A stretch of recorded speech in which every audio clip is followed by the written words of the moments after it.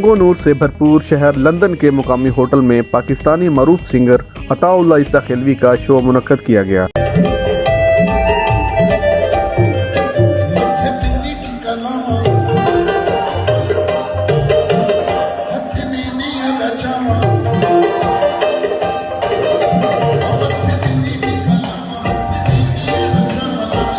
जिसमें पाकिस्तानी, कश्मीरी, वकला, civil society और दीगर कारोबारी, सियासी, समाजी शख्सियात ने भरपूर शिरकत की।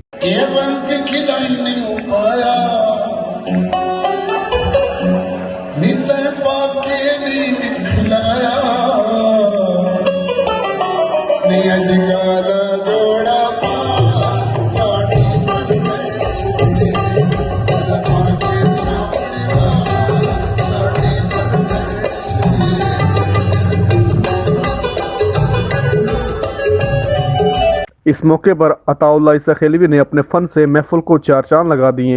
हाज़रीन की बड़ी तादाद इनके गीतों पर झूमती रही।